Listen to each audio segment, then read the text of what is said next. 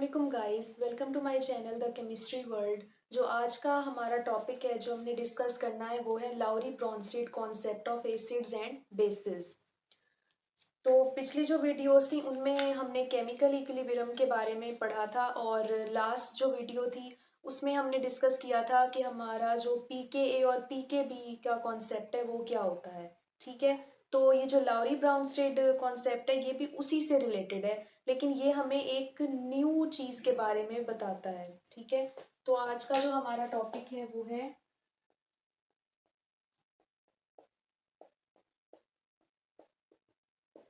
Lowry Bronsted concept of acids and basis.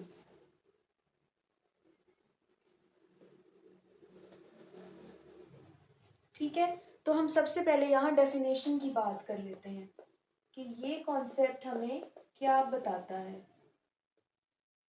Okay, अच्छा आपने जो है Lewis concept of acids and bases भी पढ़ा होगा, आर्हीनियस कॉन्सेप्ट भी पढ़ा होगा। ठीक है, लुईस कॉन्सेप्ट क्या हमें बताता था कि हमारे पास ना जो इलेक्ट्रॉन्स होते हैं ना वो क्या करते हैं, अगर कोई स्पीशी इलेक्ट्रॉन डोनेट करता है तो उसे हम क्या कहते हैं, हम उसे क्या कहते हैं, एक एसिड कहते हैं। और अगर हमारे पास जो बेस है वो इलेक्ट्रॉन एक्सेप्ट करती है तो उसे हम क्या कहते हैं, बेस कहते हैं। यानी एक स्पीशी अगर इलेक्ट्रॉन एक्सेप्ट करती है उसे हम बेस कहते हैं। ठीक है, नेक्स्ट उसके बाद आया आर्हीनियस कॉन्सेप्ट। आर्हीनियस कॉन्सेप्ट हमें ये कहता था कि ना एसिड वो चीज़ होती है जो इलेक्ट्रॉन डोनेट नहीं करती बल्कि इलेक्ट्रॉन पेयर डोनेट करती है, और बेस क्या स्पीशी होती है जो इलेक्ट्रॉन पेयर को एक्सेप्ट करती है। ठीक है, यानी लुईस कॉन्सेप्ट कहता था कि इलेक्ट्रॉन्स डोनेट और एक्सेप्ट होते हैं, आर्हीनियस कॉन्सेप्ट कहता था इलेक्ट्रॉन पेयर जो है वो डोनेट और एक्सेप्ट होते हैं। ठीक है, लेकिन हमारे पास जो लाउरी ब्राउनस्टेड कॉन्सेप्ट है वो हमें ये बताता है कि हमारे पास ना जो एसिड है, acid is a species that donates a proton। ठीक है, जो एसिड है वो क्या, वो स्पीशी है जो प्रोटॉन डोनेट करता है, यानी कि H+। प्रोटॉन H+ को कहते हैं ना। And base is a species that accepts a proton।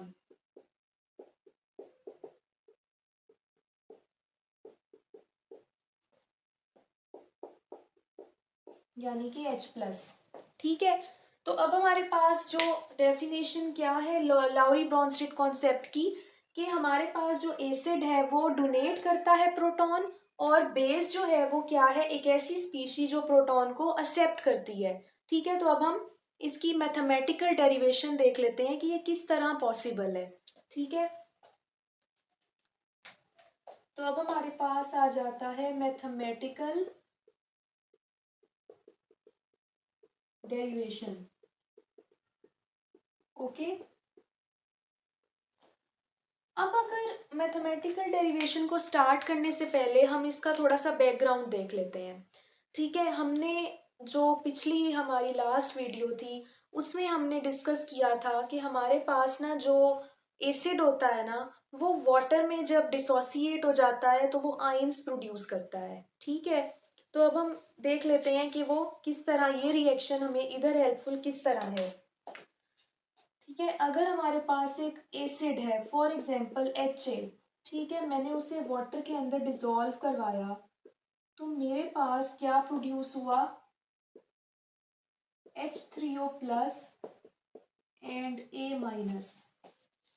Okay, ये मेरे पास, अब ये मेरे पास जो है वो क्या है, ये मेरा एसिड है। ठीक है, अब एसिड जो है, एसिड के साथ हमेशा जो दूसरा स्पीशी है वो कौन हो जाता है, बेस। क्योंकि आपको पता है वाटर जो है वो एम्फोटेरिक है नेचर में। जो वाटर है वो एज अ एसिड भी एक्ट कर सकता है, वो एज अ बेस भी एक्ट कर सकता है। ठीक है, तो अब जो एसिड है उसके साथ water as a base act करेगा। तो इधर अब H3O+ जो है वो क्या है, H3O+ हमें मिल रहा है वाटर से, ठीक है। तो ये वाटर का क्या है, ये बेस है ना, वाटर बेस है। तो ये वाटर का क्या है, कॉन्जुगेट एसिड। जो हमारे पास लाउरी ब्रॉन्स्टेड कॉन्सेप्ट है वो हमें कॉन्जुगेट एसिड बेस पेयर के बारे में बताता है, ठीक है। जो बेस होती है ना वो हमेशा जब भी हाइड्रोलिसिस करेगी वो कॉन्जुगेट एसिड देगी, ठीक है। और जो एसिड होता है ना वो जब हाइड्रोलिसिस करेगा तो वो क्या देगा, कॉन्जुगेट बेस देगा, ठीक है। तो ये दोनों क्या बना देंगे, कॉन्जुगेट एसिड बेस पेयर बना देंगे। एसिड और कॉन्जुगेट बेस बनाएंगे कॉन्जुगेट एसिड बेस पेयर, और ये दोनों भी कॉन्जुगेट एसिड बेस पेयर बनाएंगे, ठीक है। कोई भी एसिड जब हाइड्रोलिसिस करता है ना तो वो अपना कॉन्जुगेट बेस देता है, ठीक है। और कोई भी बेस अगर हाइड्रोलिसिस करती है तो वो अपना कॉन्जुगेट एसिड प्रोड्यूस करती है, ठीक है। तो ये हमारे पास एक कॉन्सेप्ट आ गया, ठीक है। अब हमारे पास, अब हम इस इक्वेशन की बात कर रहे थे कि अब इस इक्वेशन से ना हम मजीद देख लेते हैं कि हमारे पास ना इस इक्वेशन से हमने क्या मैथमेटिकली डिराइव करना है, ठीक है। तो अब मैं इसको इधर लिख देती हूँ।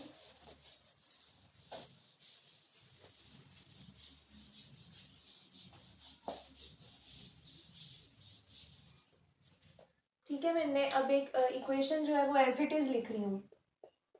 HA प्लस वाटर, तो ये मेरे पास बन जाएगा H3O+ और A-, ठीक है।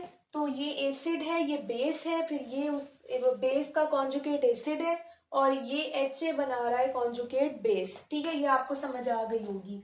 नेक्स्ट अब मेरे पास अगर मैं इसकी Kc वैल्यू लिखूं तो मेरे पास किस तरह वैल्यू आएगी, H3O+ A- over HA over मेरे पास आएगा HA एंड वाटर, ठीक है। और अगर मैं इसको Ka वैल्यूज लिखूं इसकी, यानी मैं इक्विलिब्रियम कांस्टेंट की वैल्यू नहीं लिखती, मैं एसिड के आयोनाइजेशन कांस्टेंट की वैल्यू लिख देती हूँ, क्योंकि इधर ऊपर एसिड की बात हो रही है। तो ये आ जाएगी H+ A- ओवर HA। क्योंकि हमने पिछली वीडियो में भी देखा था कि हमारा जो एसिड है वो जब डिसोसिएट करता है तो ये आइंस ये वाले प्रोड्यूस करता है, तो मैंने इधर इसलिए ये वाले आइंस लिखे हैं, ठीक है। तो मेरे पास इधर Ka की वैल्यू भी आ सकती है। ये क्या है, इक्वेशन 1 है, ओके। अब अगर मैं बात करूं, अब इधर हमारे पास ना कॉन्जुगेट बेस मौजूद है जो कि हमारा A- है, ठीक है। तो इन केस ऑफ हाइड्रोलिसिस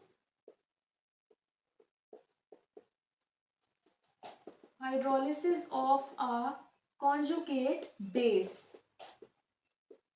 अब अगर कॉन्जुगेट बेस का हाइड्रोलिसिस हो देन अब A- जो है उसको जब हम वाटर में डिसॉल्व करते हैं तो हमारे पास दोबारा से एसिड प्रोड्यूस हो जाता है, साथ OH नेगेटिव आइंस बन जाते हैं, ठीक है। तो अब A- यहाँ क्या है, यहाँ A- इधर कॉन्जुगेट बेस है, तो कॉन्जुगेट बेस ने दोबारा से क्या बना दिया, अपना एसिड प्रोड्यूस कर दिया, ठीक है। और वाटर इधर क्या है, एज अ एसिड एक्ट कर रहा है, ठीक है। तो वाटर ने क्या प्रोड्यूस किया, कॉन्जुगेट बेस प्रोड्यूस की, ठीक है। तो आपने देखा होगा कि किस तरह ना यानी वो हो जाती है, चेंज आ जाता है कि वाटर उधर क्या था, वाटर उधर एज अ बेस जो है एक्ट कर रहा था, ठीक है। और इधर एज अ एसिड एक्ट कर रहा है, तो दोनों में फर्क है। उधर वो कॉन्जुगेट इस कॉन्जुगेट बेस प्रोड्यूस कर रहा था, इधर वो कॉन्जुगेट एसिड प्रोड्यूस कर रहा था, और इधर वो कॉन्जुगेट बेस प्रोड्यूस कर रहा है, ठीक है।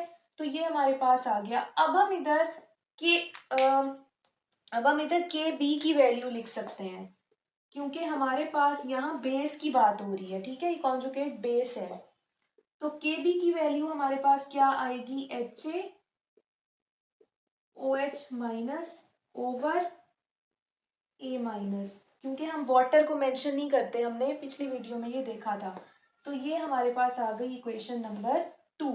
अब नेक्स्ट जो स्टेप है उसमें हमने इन दोनों इक्वेशंस को, जो 1 और 2 इक्वेशन आई है, इसे इन्हें मल्टीप्लाई करना है, ठीक है।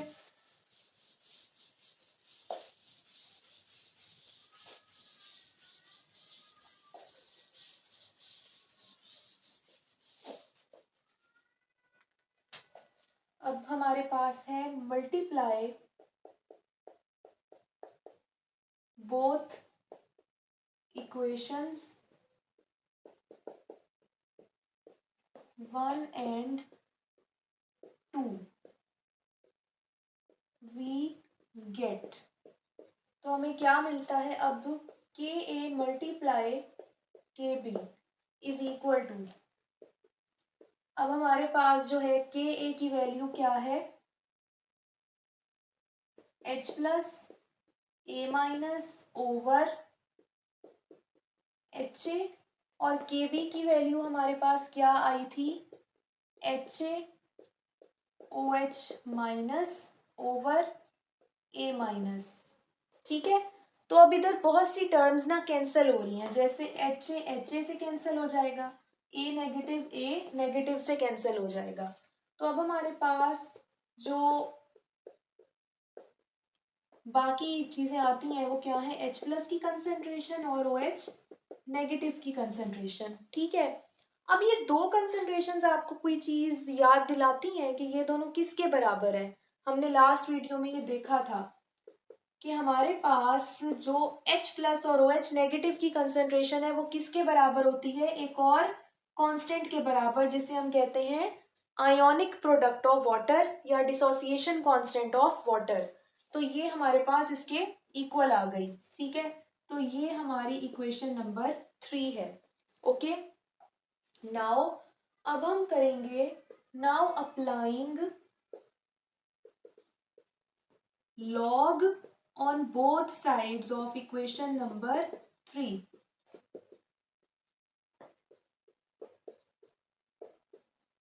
इक्वेशन नंबर 3 की दोनों साइड्स पे हमने log लेना है, log K A multiply log K B is equal to log K W, ठीक है। अब हम क्या करेंगे, multiply both sides with -1 we get. अब -1 से जब इसको मल्टीप्लाई करेंगे तो ये बन जाएगा minus log K A multiply minus log K B is equal to minus log K W, ठीक है। इसे हम इस तरह भी लिख सकते हैं, minus log K A plus into minus log K B is equal to minus log K W. क्योंकि आपने मैथमेटिक्स में पढ़ा होगा कि जब भी लॉग के साथ मल्टीप्लिकेशन आता है तो उसे हम प्लस में भी लिख सकते हैं, ठीक है। तो ये बन जाएगा minus log K A minus log K B is equal to minus log K W, ठीक है। अब आपको यहाँ भी पता चल रहा होगा कि हमारे पास जो माइनस लॉग के ए है वो किसके बराबर था, माइनस लॉग के ए बराबर है पी के ए के, plus minus log K B वाली टर्म किसके बराबर है, पी के बी के, और माइनस लॉग के डब्ल्यू किसके बराबर है, पी के डब्ल्यू के, ठीक है। तो ये हमारे पास नेक्स्ट इक्वेशन आ गई। अब हमारे पास हमें पता है कि एट 25 डिग्री सेल्सियस पी के डब्ल्यू की वैल्यू 10⁻⁻14 होती है, ठीक है।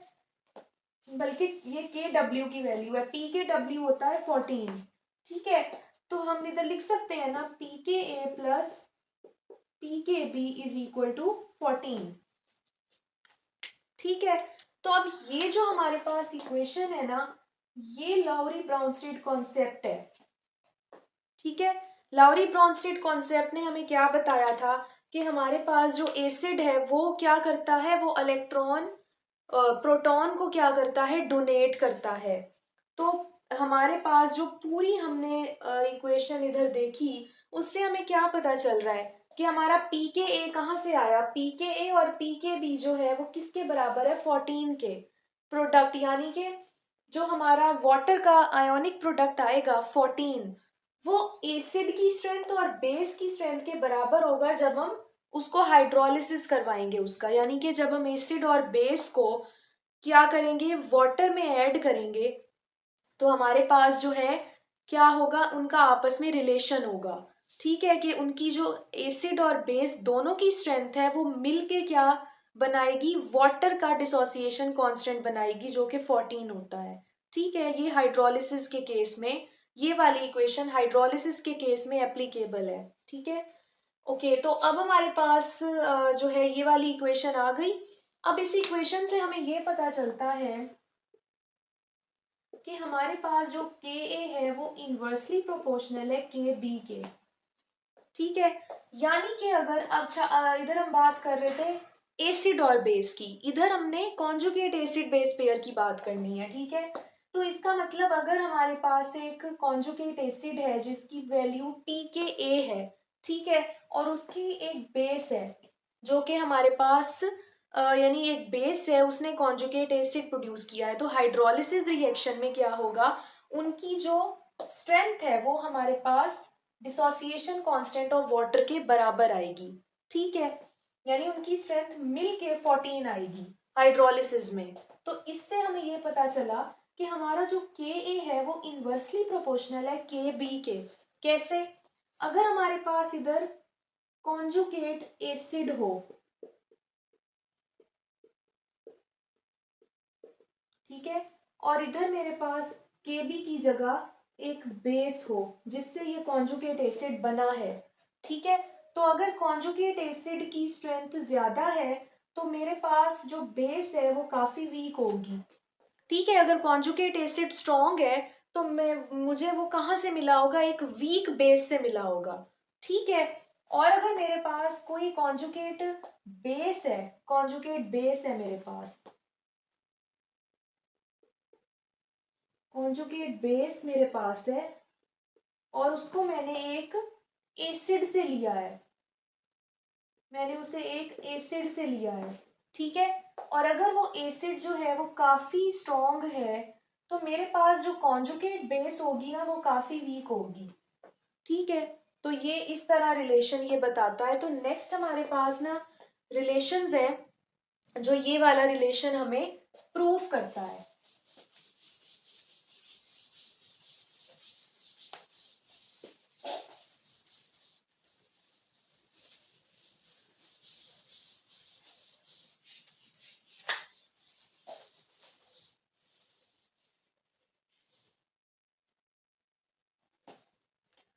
तो मेरे पास जो रिलेशन आया था वो ये था, के ए इनवर्सली प्रोपोर्शनल टू के बी, यानी कि अगर मुझे इससे पता चला कि conjugate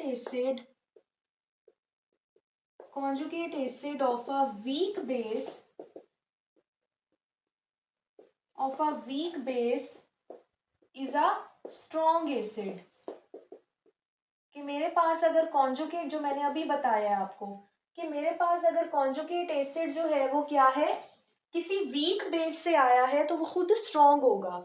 उसके बाद नेक्स्ट है कि conjugate base of a strong acid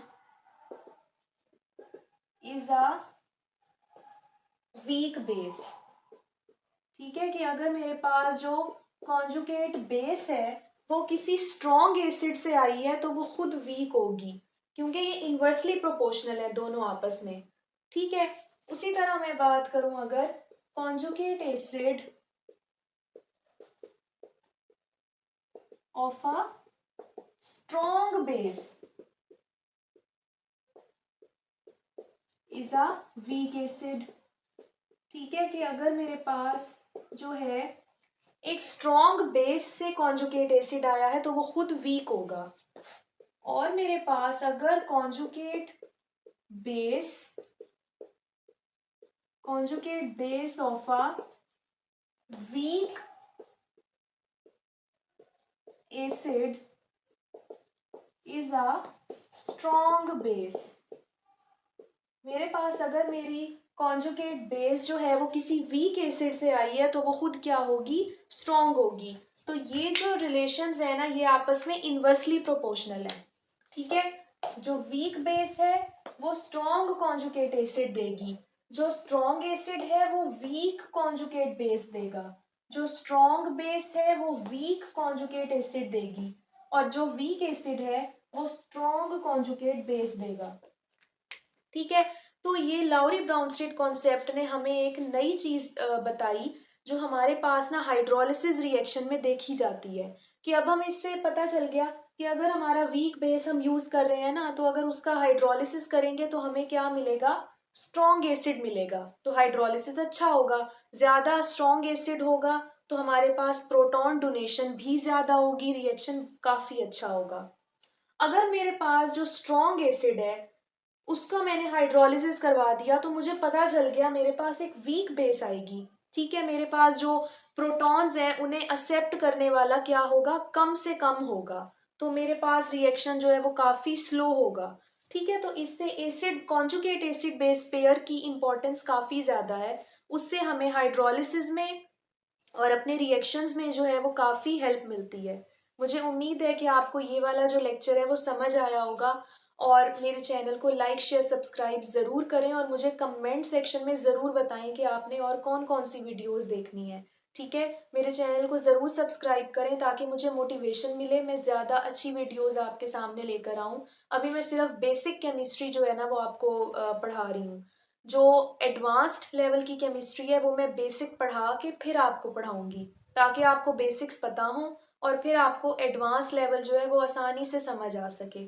ठीक है, मेरे चैनल को ज़रूर सब्सक्राइब करें, लाइक शेयर करें, अपने फ्रेंड्स के साथ इसको शेयर करें ज़्यादा से ज़्यादा। तब तक के लिए अल्लाह हाफिज़।